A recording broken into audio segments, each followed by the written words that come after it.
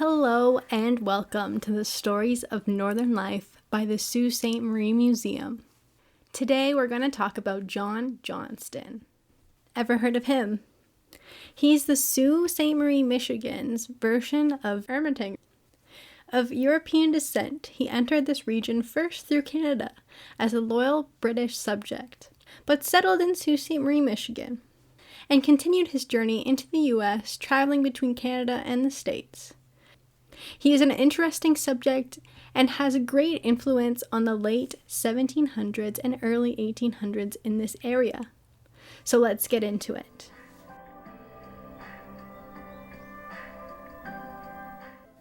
Johnston was born in Belfast, Ireland, on the 25th of August, 1762, to an upper-class Scot-Irish family.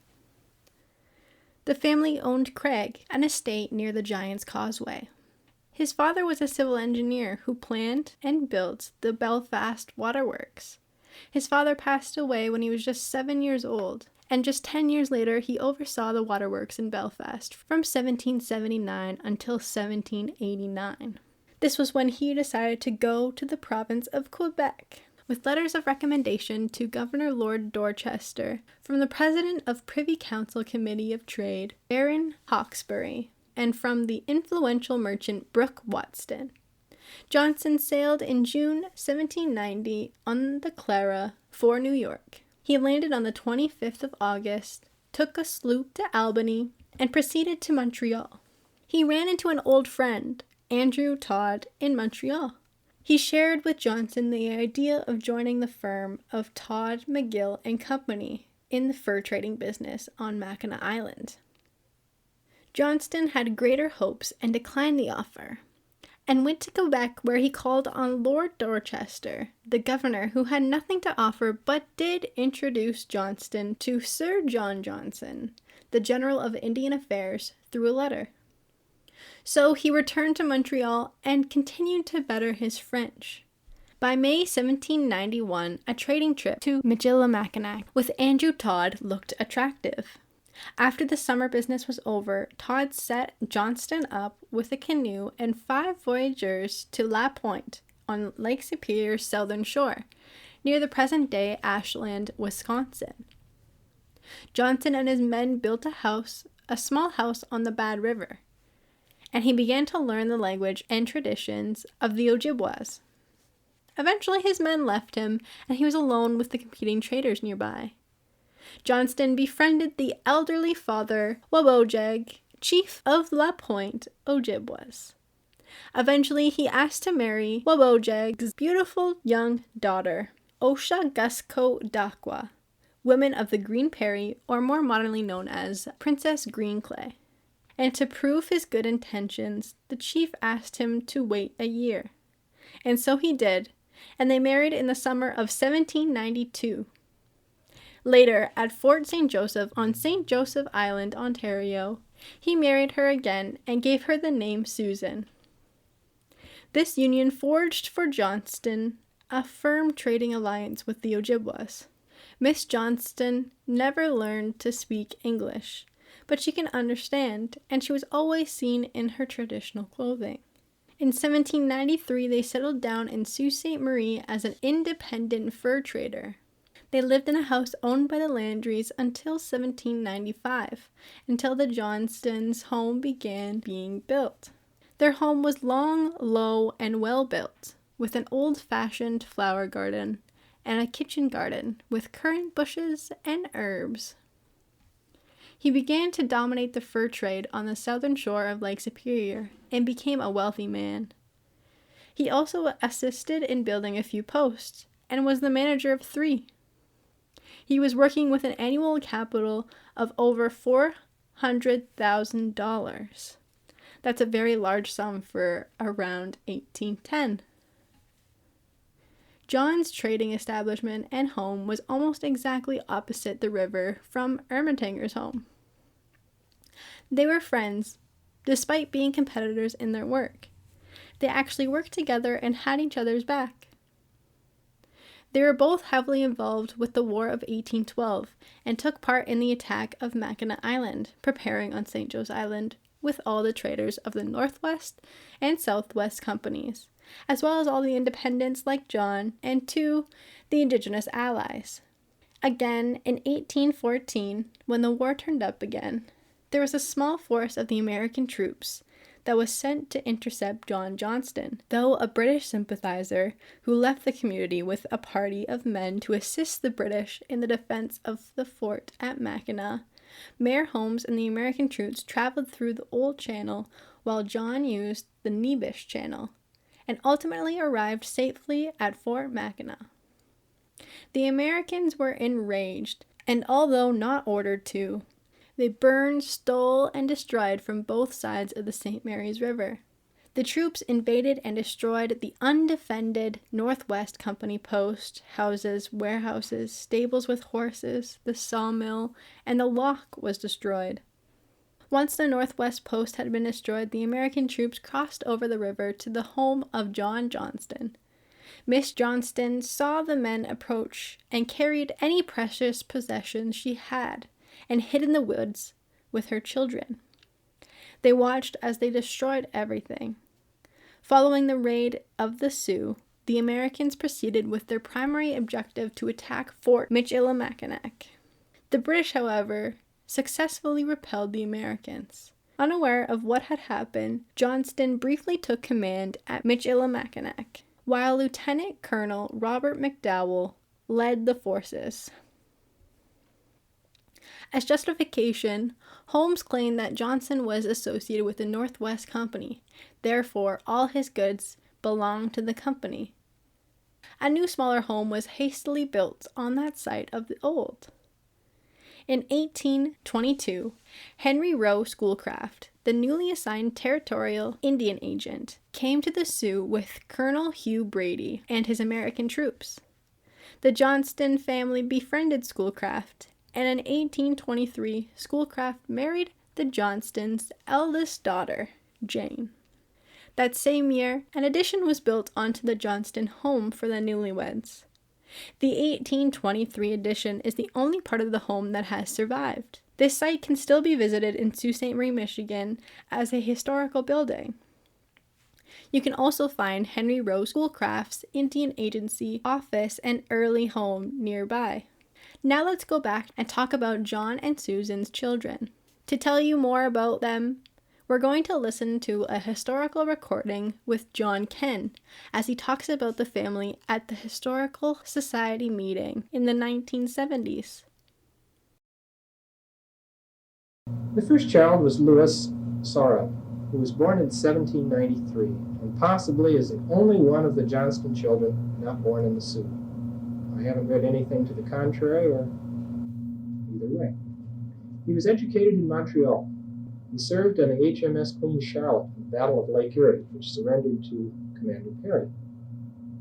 He died at Malden in Upper Canada in 1825 as an officer in the British Indian Department. He was never married. Score 1 for the Canadians, 1 down for the Americans.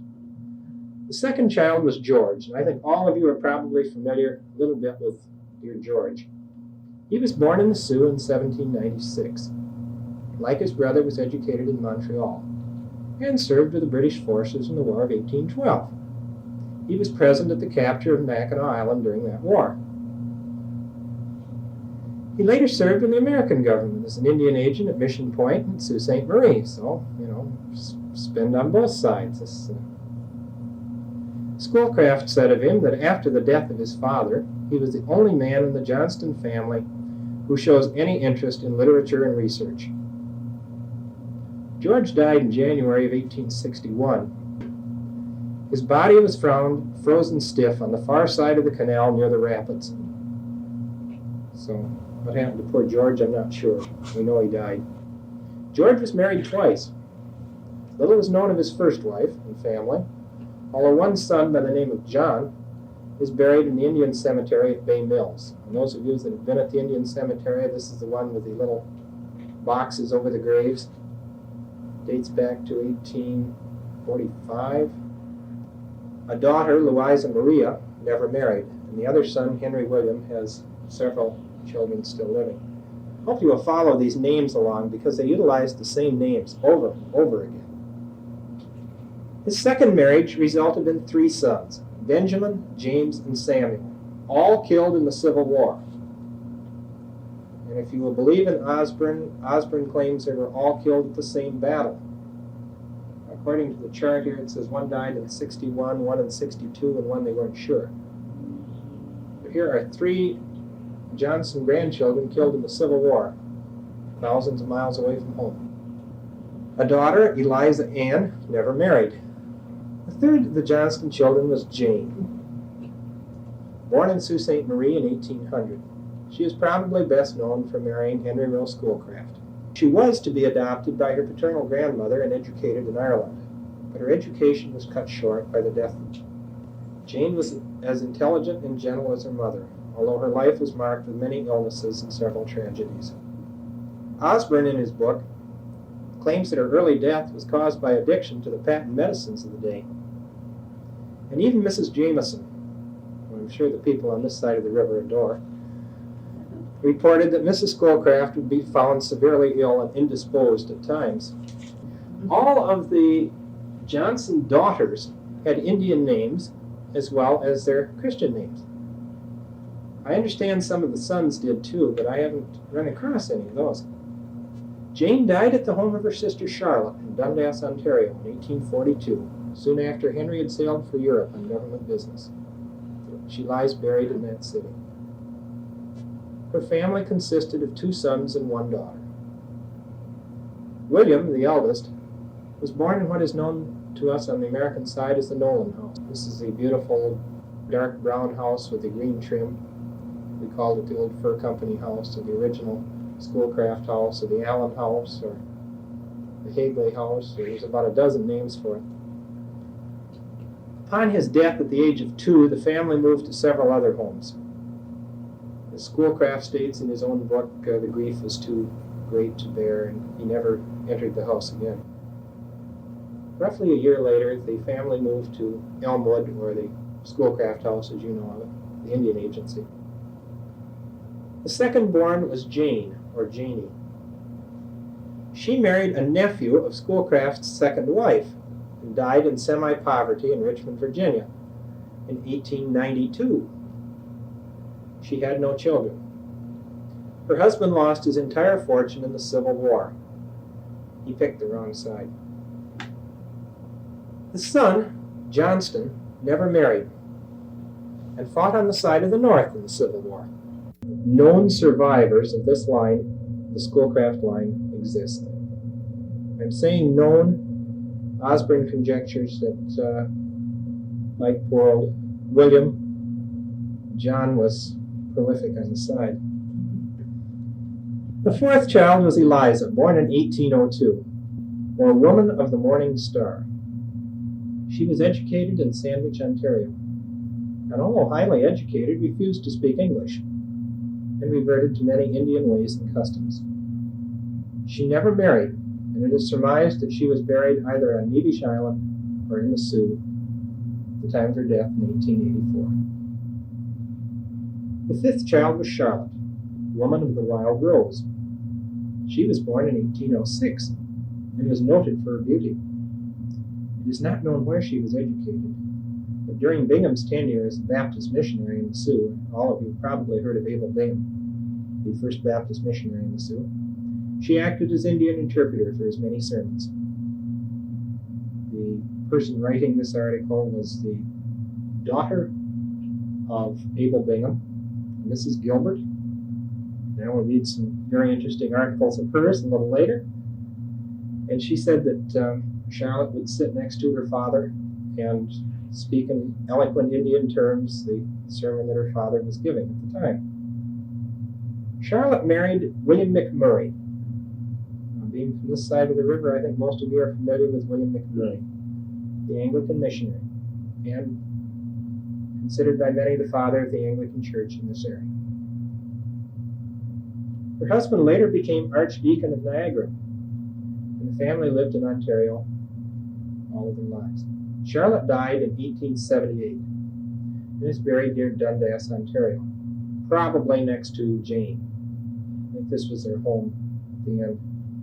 The family was blessed with 2 children, William and Charlotte, both of whom never married. See, this whole family, they went about one more generation, and most of them quit. The sixth child was William, called the Unhappy One by Osborne. He was born in 1811 and educated in Cornwall and later in Quebec. He worked at various jobs, including an interpreter and keeper of the Indian dormitory at Mackinac. I think this is why Osborne called him the Unhappy One. He never did hold a job too long. It never was much of a job when he did hold it. He did have other talents. He and his wife had 9 children, one of whom was killed in the Civil War. So here is a fourth of the Johnston grandchildren that was killed in the Civil War. He died at Mackinac in 1866 and is buried there. The 7th child was Anna Maria, or Woman of the Red Leaf. She was born in 1814, first married to James Schoolcraft, younger brother of Henry and main character in the first murder mystery of the area. To this union, 2 children were born, both girls, and neither of whom married. In later years, she married a Reverend O. Taylor and lived her remaining years in Pontiac, Michigan, dying there in 1856. No children came from this marriage. The 8th child was John McDougall. I've seen pictures of John McDougall. He is a very happy person. I think some of you probably have seen pictures of him. I think I may even have one here. He was born in 1816 and schooled very briefly in New York State. He worked at many governmental jobs, including interpreter, Indian farm supervisor, and Ojibwe tribal annuity paymaster. This is the job he seemed to like the best. He and his wife had 10 children, including Anna Maria, the founder of a resort on Nevish Island. This is the one that's Aunt Anna that quite a few people on Nevish Island feel are related to. He died in the Sioux in 1895. So John and George seem to be the 2 that carried on the population in the small. George didn't. John and William stayed down on Mackinac Island, so any direct descendants with the name of Johnston you would have to blame on poor John McDougall, I guess, here in the Sioux.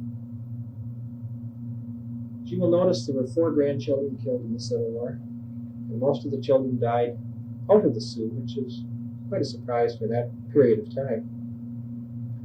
John Johnston himself lived until 1828.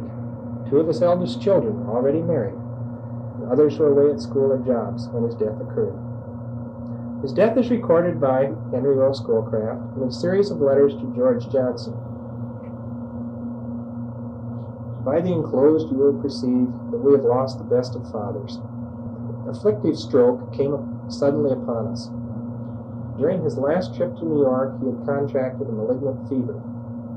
He reached the vicinity of St. Mary's in a small vessel on the 17th, and was brought upon a bed in a barge, in so low a state that he could scarcely recognize any of the family. On the 18th and 19th, he roused so much as to converse freely. On the 20th and 21st, he grew worse, but retained possession of his senses. On the 22nd, a visible declension took place. He made but a few replies to anything addressed to him after 1 o'clock, and expired at 8 in the evening, surrounded by his family. It is a strong consolation to reflect that he died as he had lived, in full reliance upon the merits of Jesus Christ. Every circumstance connected with his disease tends to confirm our belief that he is numbered among the blessed, and he has bequeathed to his family a name of unsullied purity and honor. I disagree, Mr. Schoolcraft. The most kind and incessant attention was given to alleviate his malady by Dr. James, with only partial success. Dr. James was a post-surgeon, and I'll tell you a little about him a little later. I am inclined to believe that we owe to this gentleman the prolongation of his life for some days. I enclose you a lock of his hair, cut by my dearly beloved Jane.